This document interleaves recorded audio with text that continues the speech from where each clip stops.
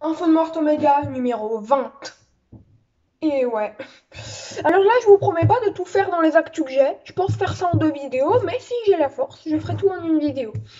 Donc je vais essayer d'aller vite, donc on commence Info de Morte Omega numéro 20. Et je vais louper des trucs, par contre, je vous préviens, je vais faire que le gros. Voilà, donc il y a le film A24 X de T-West qui fixe la date de sortie. Voilà, donc c'est une histoire d'horreur X, quoi, justement. Donc c'est A24, voilà, The Witch, Hérédité, Midsommar. Ça va que Britney Snow, Mia Goth, voilà. En 1979, un groupe de jeunes cinéastes entreprend de faire un film pour adultes dans la campagne du Texas. Mais lorsque leurs otages et reclus les surprennent en la grande délit, les acteurs se retrouvent bientôt dans une lutte désespérée pour leur vie. 18 mars 2022 dans les salles américaines. Je me disais que j'avais reconnu une actrice dans la bande-annonce, Mia Goth, qui a joué dans Emma Point, que j'avais pas aimé, mais c'est parce que j'étais vraiment pas fan de ce genre de cinéma à l'époque. Peut-être que j'aimerais plus aujourd'hui. Et il y a bien évidemment Jenna Ortega. Voilà, je regarde la suite de la bande-annonce. Je fais confiance pour la bonne et simple raison que c'est à 24, sinon je me dirais c'est un film d'horreur classique. Enfin, classique, bref, vous m'avez compris quoi, les jumpscares ou pas. Mais c'est à 24, franchement, si je ferais pas confiance à 24, qui serais-je? Qui serais-je si je ne ferais pas confiance à 24? La nouvelle adaptation de Blue Mouse Firestarter de Stephen King, classée R pour contenu violent. Je vous rappelle, réalisé par Kay Thomas, si je me trompe pas, réalisateur de The Vigil qu'on a critiqué sous la chaîne. Donc je vais plutôt bien aimer. Ça reste un petit 3.5 sur 5 pour ce film. Voilà, donc voilà, c'est Blue Mouse qui le distribue. Alors, tout comme l'adaptation de 84, classé R pour contenu violent. Alors voilà, bah ouais, donc c'est une adaptation. Il raconte pas grand chose de plus. Et il n'y a pas d'image officielle, si je ne me trompe pas, parce que les seules images qu'il y a, c'est les images de l'ancien film. Donc là, on a Chapless transforme un trouble de l'alimentation en horreur corporelle. Alors j'ai déjà vu la bande-annonce, mais je vous avoue que j'ai pas trop compris parce qu'il y a trop de dialogue en fait. C'est vrai que je comprends pas parce que les dialogues, j'ai l'impression que c'est un point central de la bande-annonce. Il est distribué par XY Film aux États XYZ Film Releasing aux États-Unis pour les plateformes de VOD 10 février 2022. Le film suit Evie, une chanteuse en difficulté à la Nouvelle-Orléans qui est piégée dans le monde souterrain caché de son trouble de l'alimentation et doit faire face à sa dépendance ou risquer de devenir un monstre. Kelly Moortag, Bobby Gilchrist et Jamie Neyman sont les stars du film. Ouais, ça a l'air plutôt d'être de l'horreur corporelle, et bah c'est pas mal du tout. Cinédigme Conjurers prend le film Incarnation. Cinédigme a obtenu les droits d'un rag américain sur Incarnation, une maison hantée qui ouvrira dans les cinémas limités sur les plateformes de VOD le 18 février 2022. Réalisé par Isaac Walsh avec Ty Dix, Jessica Mberoaga et Michelle Madsen. Brad et Jess déménagent à Los Angeles à la recherche d'une vie meilleure lorsqu'ils tombent sur un joyau immobilier caché par le propriétaire décontacté Peter. Ils sont ravis de leur tour de fortune, mais leur maison idéale cache un secret bien plus sinistre et qu'ils n'auraient jamais pu imaginer car les murs eux-mêmes sont vivants d'un mal ancien et ils apprennent bientôt que la cupidité a un prix élevé. Une petite image. Voilà, voilà, c'est quelqu'un qui regarde à travers une fenêtre. Vous savez, là, les stores, fait de trucs, et là, genre, tu peux soulever et tu regardes, tu mets ton œil, tu sais. Enfin, ça, c'est dans les films, bien sûr. Ça peut se faire dans la réalité, mais voilà. Voilà, j'ai lu le truc principal. Une petite déclaration, alors, sur que les meilleurs films d'horreur puissent dans les peurs et les désirs humains, voilà. Des rebondissements, voilà. Et la nature de la cupidité, si elle n'est pas contrôlée, peut faire des conséquences mortelles, voilà. Non, je vous propose de passer à la prochaine actu parce qu'il y en a beaucoup. Nous allons alors, je vais vous lire le titre. Alors, Where are going to the World's Fair? Une bande-annonce troublante explore un jeu d'horreur en ligne de style creepypasta. Le premier long métrage narratif de la scénariste-réalisatrice Jen Schoenbrunn, titre du festival du film de Sundance, et il est allé à Fantasia. Se dirige vers avril. Il sort en avril alors. Et la bande-annonce officielle troublante a été publiée par le distributeur Utopia aujourd'hui. Le drame d'horreur sur le passage à l'âge adulte suit l'adolescente Kaveh, qui est plongée dans un jeu d'horreur dans lequel elle commence à documenter les changements qui peuvent lui arriver ou non. Ça sort alors en salle et en numérique le 22 avril 2022 aux US. J'ai rien compris. En vrai, il se passe des trucs chelous, mais alors j'ai rien compris parce que ça, c'est encore un truc qui joue dans les dialogues. Mais nous, on va regarder, on va parler d'une réaction à l'abondance qu'on a faite. IFC Midnight, le film Pahan Protoja. Vous n'avez pas compris? Non. Maman, sachez que moi je parle de Hatching. Vous n'avez toujours pas compris? Je parle de Duva. Vous n'avez toujours pas compris? Je parle d'Ego, distribué par The Joker Suite. Les fissions de la famille parfaite commencent à apparaître puis se développent dans Ego de Anna Bergholm, jusqu'à ce qu'elles éclosent en quelque chose de grotesque et dangereux. La toute nouvelle bande-annonce qui fera ses débuts avant la première visite virtuelle du film à Sundance la semaine prochaine donne un aperçu de ce qu'il pourrait être. Et Ego, il a été reporté. Il ne sort pas en mars en France, il ne sort pas début mars en DVD France, mais fin avril. À mon avis, c'est parce que la date internationale a été reportée parce que regardez, euh, Ego sortira en salle et en VOD le 29 avril 2022. Voilà, donc c'est un film finlandais, voilà. J'ai déjà parlé plein de fois sur la chaîne, regardez les anciennes vidéos. Vous regardez toutes les vidéos et vous trouverez, voilà. Non, plus sérieusement, soyons sérieux. La gymnaste de 12 ans, Tinia, essaye désespérément de plaire à sa mère, une femme obsédée par l'idée de présenter au monde l'image d'une famille parfaite à travers son blog. Puis une nuit, Tinia trouve un œuf étrange, elle le cache et le garde au chaud jusqu'à quand il éclot, ce qui émerge est au-delà de toute croyance. Alors, la bête est chelou au début, mais elle évolue bien, paraît-il. J'ai eu des petites descriptions, voilà, c'est... Je peux pas vous spoiler en vrai. Si vous voulez pas voir la réaction à l'abondance, c'est compté comme du spoil, donc non.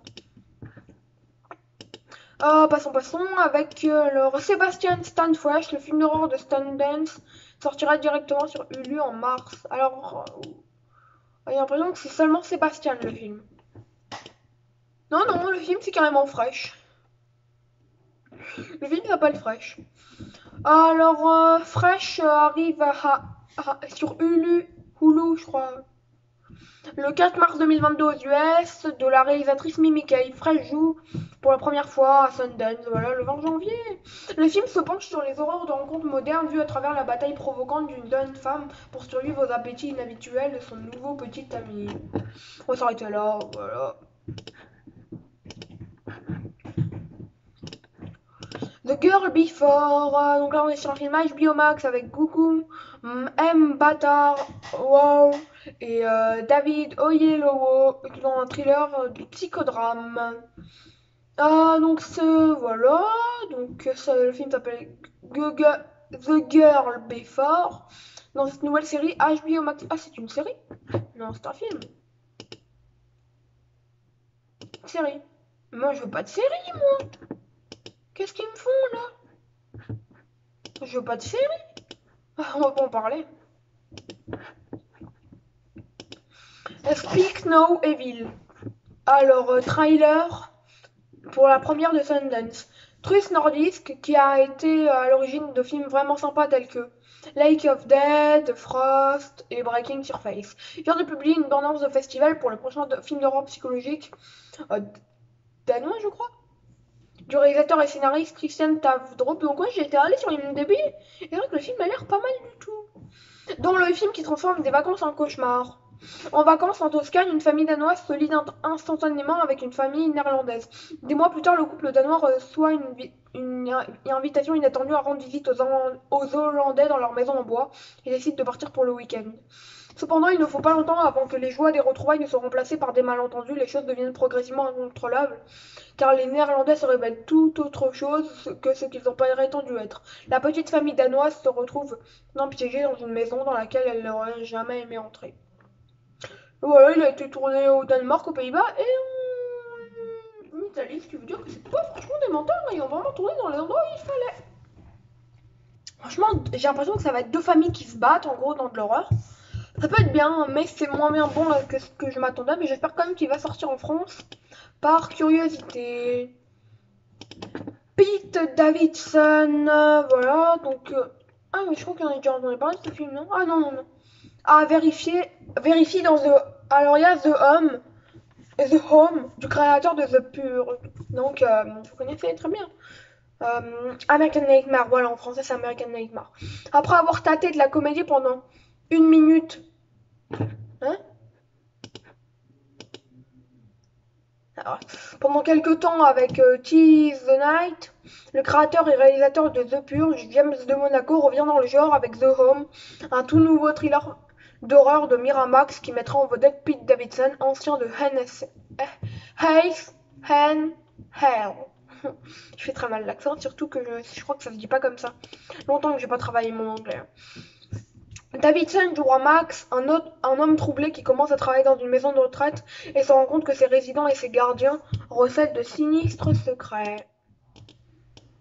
Alors qu'ils enquêtent sur le bâtiment et son 4e étage interdit, ils commencent à découvrir des liens avec son propre passé. Voilà, on ne va pas s'attarder. Voilà.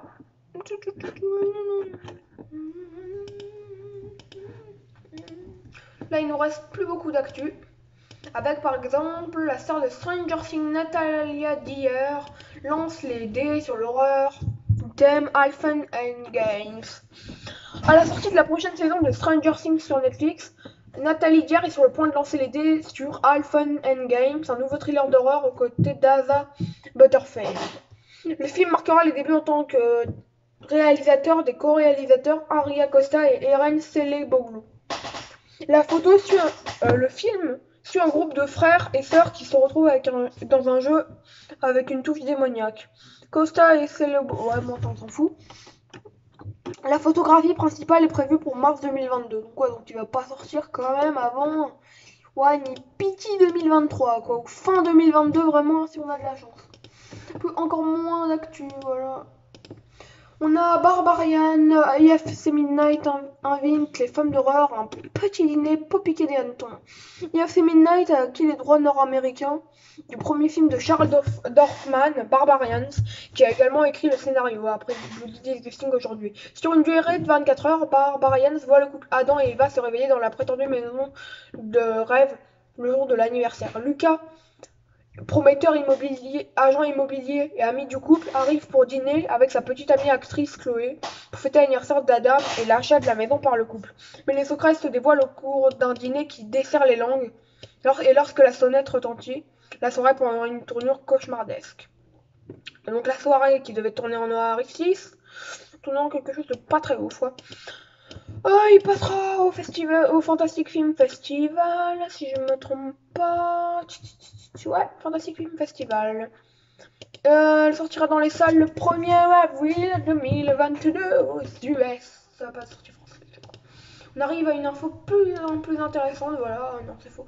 Je les ai pas classés pour une fois en temps normal, je classe, voilà, par exemple, l'actu sur Ego aurait dû finir en dernier, même si on en a déjà parlé.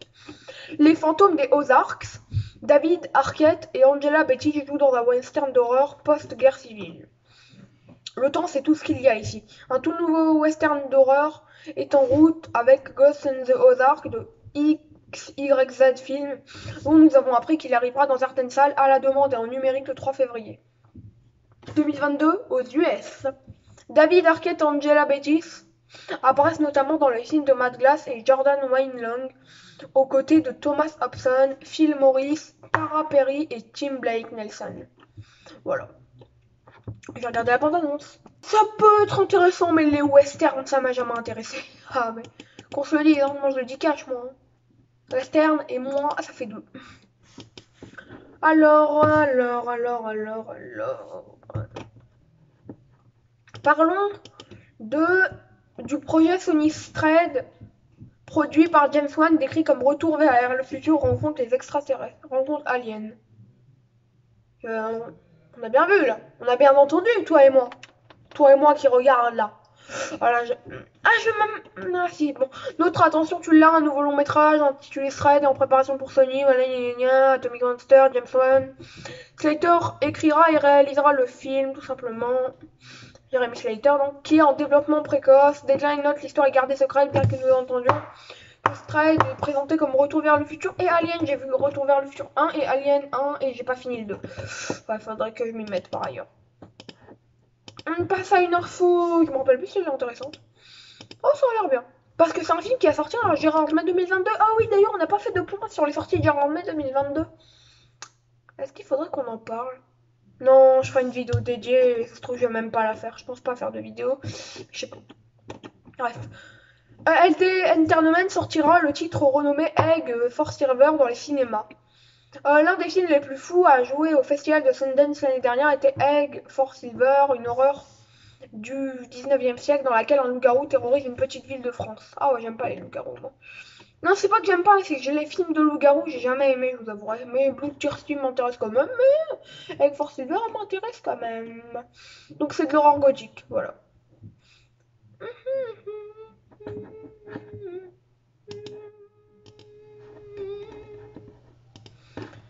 On avance là, plus qu'une info et on arrive à un truc extrêmement intéressant. Ah, mais ça c'est intéressant, j'en avais entendu parler une fois. Le film d'horreur de Shudder Hellbender a un enfer d'une bande-annonce officielle. Et voilà, Shudder a acquis les droits de diffusion d'Hellbender auprès des réalisateurs Toby Posey, Zelda Adams et John Adams. J'espère vraiment que je pourrai le regarder ce film. Il m'intéressait pas mal quand j'ai appris qu'il sortait à Fantasia. Dont la première mondiale a lieu à Fantasia, il revient maintenant à Shudder le 24 février 2022. Le film suit Izzy, 16 ans, qui mène une vie isolée au milieu des montagnes en raison d'une maladie rare. Questionnant sa maladie et affamée de compagnie, Izzy se faufile dans la montagne où elle se lie d'amitié avec une fille effrontée, Amber. Jusqu'au moment où Izzy commence enfin à ressentir le bonheur, un jeu à boire impliquant un ver vivant libère en elle une nouvelle sorte de faim insatiable. Confuse et effrayée, Izzy fait appel à sa mère pour obtenir des réponses, mais les secrets de famille sont aussi anciens et sombres que la lignée dont ils sont nés. Voilà, je regardais la bande-annonce, qui paraît-il est folle d'après Blue Disgusting. Ils avaient pas tort, mais vous auriez... Dommage hein, que je me suis pas filmé pendant les réactions, j'étais tellement pris dans la bande-annonce. Mais j'aurais dû me filmer. Ah mais là je regrette là, vous auriez dû voir mes réactions. Même pas la bande-annonce, hein, juste regarder mes réactions. Je suis passée, j'ai fait... Non mais mon visage, il a fait tous les mouvements qu'il pouvait faire mon visage. Ah, je crois que j'ai appuyé toute ma palette de comment on dit, de mouvements de visage. Il y a un nom pour ça. Merde. Ah mais là, waouh, c'est vrai qu'elle est folle la bande-annonce. Peut-être même un peu trop. Là, on est sérieux là, ok? On va parler d'Happy Bear Z3, mon pote. Alors, il taquine, il est en train de teaser là, notre petit James Bloom, qui dit qu'Happy Bear Z est toujours un pourparler. Le fondateur de Blumhouse, Jason Blum, s'est rendu sur Twitter ce week-end pour répondre aux questions des fans, alors que la plupart veulent en savoir plus sur Halloween Ends. La franchise est toujours un sujet populaire, la franchise Happy Bear Z.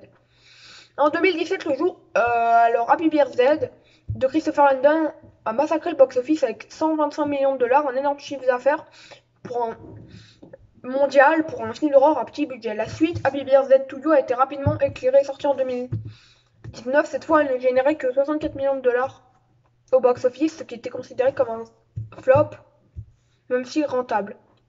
Happy Bear Z to You a préparé le terrain pour un troisième et dernier film, mais les rendements décroissants de la suite l'ont rapidement empêché de se constituer. On a le droit à Freaky, que j'ai vu il y a pas longtemps. C'était un beau prix de consolation, pourtant les fans réclament de voir Jessica Roth revenir en tant que Tree. Jason Blum donc, a taquiné le retour de Tree pendant la majeure partie de l'année écoulée et continue de le faire ce week-end dernier sur les réseaux. Quelque chose bouge, je dirais ça, voilà ce qu'il a dit. Je vais vous le lire en anglais.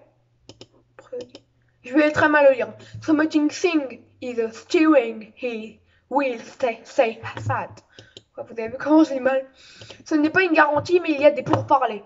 J'ai un plan, a déclaré Blum à Collider il y a 3 mois. Je ne dis pas au revoir à Happy Bear Z comme ça, je vais le dire comme ça. Christopher Landon vient de terminer la production de Way Hive à Ghost. Peut-être que la porte s'est enfin ouverte pour une conclusion à Happy Bear Z. Il y a eu une rumeur qu'on entendait il y a quelques mois déjà sur un Freaky 2 et Happy Bear Z 3 dans le même film. Je vous assure, la rumeur était folle, hein. Mais ça serait trop intéressant. Moi je dis on attend de faire Freaky 2 et là tu croises les deux. Moi je veux une suite à Freaky. La bande-annonce de... Alors je vais vous lire le titre en anglais comme d'hab. De So the Woo Wild Highway entre dans une maison hantée qui abrite Rod Creep. Voilà, le film dont on a parlé. Voilà, suit Max et Avery lors de leur premier rendez-vous après s'être rencontrés sur une application de réseau social. Leur soirée prend une tournure périlleuse lorsqu'ils se retrouvent dans une maison hantée locale, la maison de Rod Creep, une créature sinistre qui pourrit votre corps et votre âme d'un simple toucher. Lorsque la nuit se transforme en jeu de chat et la souris, voilà. Et le traumatisme qu'ils partagent peut soit les sauver, soit éclater un cauchemar inoubliable. Écrit et réalisé par Robert Ripberger. Berger. Berger, pas Burger. Le jeu Disgusting a la première bande-annonce, image et affiche exclusive pour la sortie de Ceux qui s'éloignent. Prévu dans des salles limitées et plateformes de VOD le 11 février 2022. Pourquoi ils ont des films d'horreur tous les matins, ils ont un film d'horreur. C'est bon? Tous les matins, l'après-midi et le soir. 3 films par jour. Il faut arrêter à la fin. C'est bien évidemment ceci est une façon de parler. Je sais qu'il n'y a pas non plus 3 films qui sortent chaque jour même. C'est sûr que c'est quand même un peu chiant de voir que nous on n'a pas autant. Filmé dans une série de longues prises continues, le film est censé capturer parfaitement la situation morale étrange et sanglante de vivre tandis que d'autres souffrent. Moi, ah oui, d'ailleurs, je vous le place comme ça, il y en a sans doute pas qui verront la vidéo, et encore moins qui la verront jusqu'à là, mais je vais voir le film The Resort, je pense. C'est pas sûr du tout. Oh là, l'affiche. Voilà, vous m'avez compris, pas extra. Je vais regarder la BA épileptique. Voilà le mot. Mais un petit épileptique. On n'est pas sur un truc extrêmement... Non, on n'est pas sur ça. Bref, à la fin de cette vidéo, j'espère qu'elle vous aura plu. On se retrouve dans une vidéo prochainement. C'est Martin Mega. Et vous avez vu, on a pu faire toutes les infos que je voulais. Donc, ça sera demain, le mercredi 19 janvier 2022, qui me fera les nouvelles infos de Martin Mega. Ciao, ciao. Sur tout que là, je dois publier 3 ou 4 vidéos, sachant que je dois peut-être en tourner une autre. Je sais pas. Ciao, c'était Martin Mega.